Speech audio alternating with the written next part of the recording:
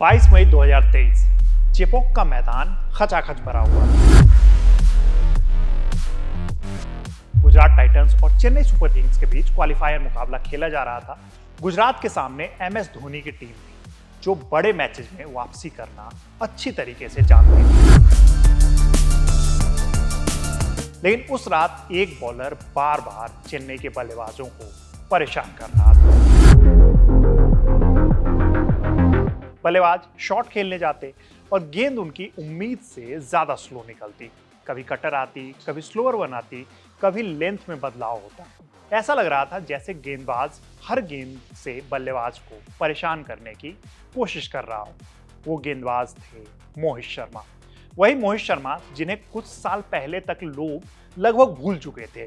वही मोहित जो कभी गुजरात टाइटंस के नेट बॉलर थे और अब आईपीएल के सबसे भरोसेमंद डेथ बॉलर बन चुके थे। मोहित शर्मा की कहानी सिर्फ क्रिकेट की कहानी नहीं है, ये उस प्लेयर की कहानी है जिससे आपने करियर में शोहरत भी देखते हुए देखा है, उनकी गिरावट भी देखी, चोटें भी झेली और वो दौर भी देखा जब लोग मान चुके थे कि अब वो वापसी नहीं कर पाएंगे। लेकिन मोहित शर्मा ने यहाँ पे हार नहीं मानी, शायद इसलिए उनकी कहानी बाकी प्लेयर्स से अलग दिखती है।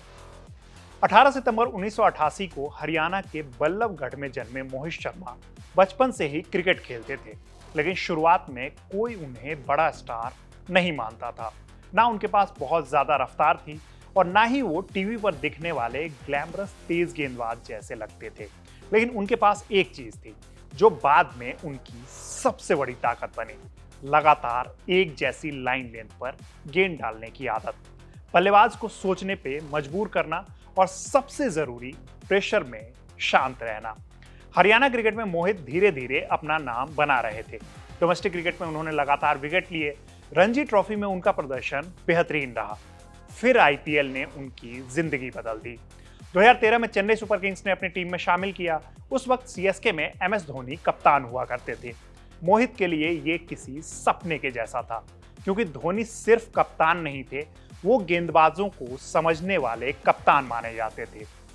मोहित शर्मा ने बाद में कई इंटरव्यू में माना कि धोनी ने उनकी करियर को नई दिशा दी।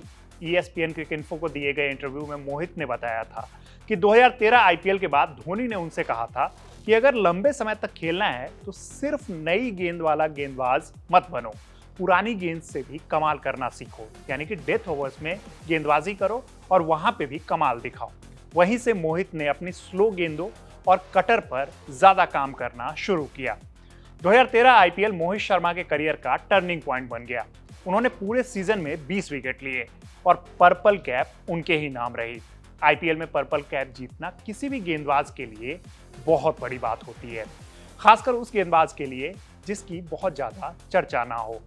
उसी साल उन्हें टीम इंडिया में मौका मिला। जिम्बाब्वे दौरे पर उन्हें भारत के लिए डेब्यू करने का मौका मिला। धीरे धीरे मोहित शर्मा टीम इंडिया के रेगुलर व्हाइट बॉल वाले गेंदबाज बन गए। 2014 टी20 वर्ल्ड कप और 2015 वनडे वर्ल्ड कप दोनों में वो भारतीय टीम का हिस्सा थे। 2015 वर्ल्ड कप में उन्होंने शानदार गेंदबाजी की। ऑस्ट्रेलिया और न्यूजीलैंड जैसी तेज पिचेस पर उन्होंने अपनी स्पीड बदलकर बल्लेबाजों को परेशान किया था। लेकिन क्रिकेट की दुनिया बहुत तेजी से बदलती है। 2015 के बाद भारतीय क्रिकेट में जसप्रीत बुमराह, भुवनेश्वर कुमार, हार्दिक पांड्या और दूसरे तेज गेंदबाज लगातार आगे बढ़ने लगे। दूसरी तरफ मोहित शर्मा चोट से परेशान रहने लगे। पीठ की चोट ने उनका करियर लगभग रोक सा दिया। उनकी गति कम होने लगी, बल्लेबाज भी आसानी से उन्हें पढ़ने लगे और धीरे धीरे वो टीम इंडिया से बाहर हो गए। किंग्स 11 पंजाब ने उन्हें 6.5 करोड़ रुपए में खरीदा। उस वक्त ये बहुत बड़ी रकम मानी जाती थी, लेकिन उम्मीदों के मुताबिक उनका प्रदर्शन नहीं रह पाया। वो लगातार चोटिल भी रहे। फिर एक ऐसा दौर आया जब आईपीएल में उन्हें मौके मिलने भी कम होने लगे। 2019 के बाद तो हालात और मुश्किल हो गए। पीठ की सर्जरी हुई। कई लोगों को लगने लगा कि अब मोहित शर्मा का करियर खत्म हो चुका है। टाइम्स ऑफ इंडिया की रिपोर्ट के मुताबिक उस दौर में उनके बचपन के कोच विजय यादव ने उनसे कहा था कि अब शायद क्रिकेट छोड़ ही देना चाहिए। विजय यादव ने बताया था कि उन्होंने मोहित से कहा अब बस कर, लेकिन मोहित शर्मा ने हार नहीं मानी। उन्होंने अपने कोच से कहा कि बस एक साल और कोशिश करना चाहता हूं। यहीं से मोहित शर्मा की कहानी सबसे दिलचस्प हो जाती है। 2022 आईपीएल ऑक्शन में उन्हें किसी भी टीम ने नहीं खरीदा। एक समय भारत के लिए वर्ल्ड कप खेलने वाला गेंदबाज अब अनसोल्ड था, लेकिन गुजरात टाइटंस के कोच आशीष नेहरा ने उन्हें नेट बॉलर के तौर पर टीम से जोड़ लिया। बहुत सारे प्लेयर्स शायद इस फैसले को अपने ईगो से जोड़ लेते, लेकिन मोहित शर्मा ने ऐसा नहीं किया।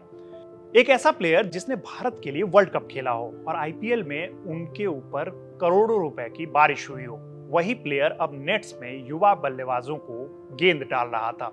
टाइम्स ऑफ इंडिया की रिपोर्ट में विजय यादव ने कहा था कि मोहित का नेट बॉलर बनना उनके ईगो पर सबसे बड़ी जीत थी, क्योंकि इतने बड़े लेवल पर खेलने के बाद बहुत कम प्लेयर दोबारा नेट बॉलर बनने को तैयार होते हैं। मोहित शर्मा ने उसी मौके को नई शुरुआत बना लिया। नेट्स में लगातार मेहनत की। आशीष नेहरा ने उनकी गेंदबाजी पर काम किया। मोहित ने अपनी फिटनेस सुधारी। स्पीड भले ही कम हो गई थी, लेकिन गेम की समझ अब पहले से ज्यादा बेहतर हो चुका था। उन्होंने अपनी स्लो बॉल्स, कटर और लेंथ पर बहुत ज्यादा काम किया। 2023 आईपीएल में गुजरात टाइटंस ने फाइनली उन्हें 50 लाख रुपए में खरीद लिया। बहुत लोगों ने इस खबर पर बहुत ज्यादा ध्यान भी नहीं दिया, क्योंकि ये रकम जो है वो काफी छोटी थी और मोहित शर्मा क्रिकेट से काफी समय से दूर भी थे।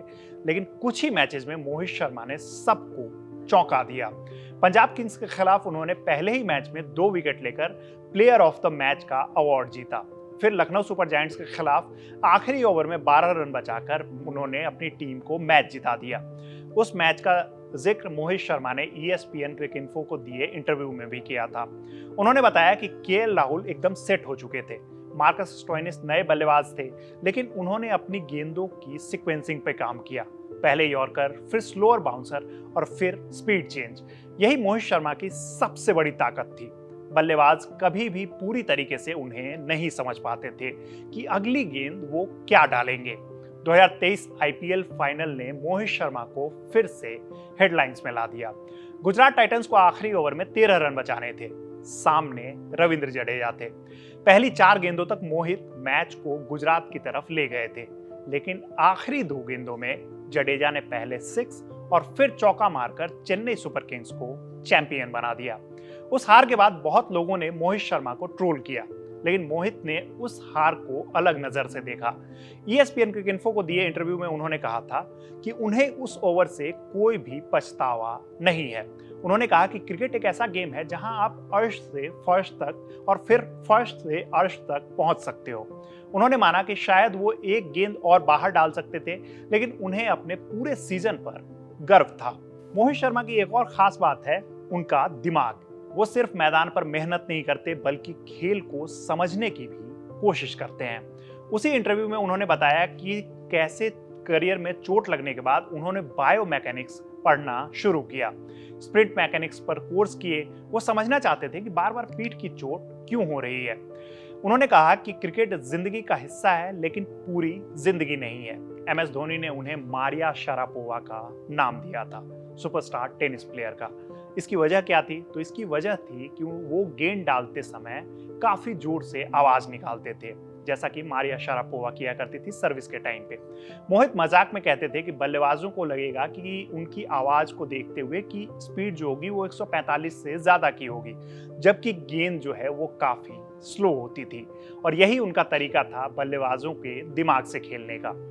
अब अगर आंकड़ों की बात करें तो मोहित शर्मा का करियर ठीक ठाक रहा है। उन्होंने भारत के लिए 26 वनडे मैचेस खेले, जिसमें उनके नाम 31 विकेट रहे। वहीं 8 T20I मैचेस में उन्होंने 6 विकेट लिए। फर्स्ट क्लास क्रिकेट में उन्होंने 44 मैचेस में 127 विकेट लिए। वहीं लिस्ट ए क्रिकेट में 86 विकेट उनके नाम रहे।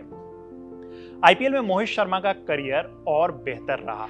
उन्होंने 120 मैचेस खेले, जिसमें उनके नाम 134 विकेट रहे और उनका बेस्ट प्रदर्शन 10 रन देकर 5 विकेट का रहा। 2013 में, जैसा कि मैंने आपको पहले बताया था, कि उन्होंने पर्पल कैप भी अपने नाम किया था। लेकिन मोहित शर्मा की असली कहानी आंकड़ों से कहीं ज्यादा बड़ी है। उनकी कहानी उस प्लेयर की कहानी है जिसने गिरने के बाद फिर से उठना सीखा, जिसने नेट बॉलर बनने में शर्म महसूस नहीं की, जिसने अपने अहंकार से ज्यादा क्रिकेट को इंपॉर्टेंस दिया। और फिर शायद यही वजह है कि आज भी आईपीएल में जब भी आखिरी ओवर का प्रेशर आता है तो बहुत सारे लोगों को मोहित शर्मा की याद अपने आप आ जाती है। तो ये थी मोहित शर्मा की कहानी। आपको ये कहानी कैसी लगी हमें कमेंट बॉक्स में जरूर बताइएगा। मेरा नाम है रविराज और इस वीडियो को शूट किया है नकुल ने। देखते रहिए कड़क। धन्यवाद।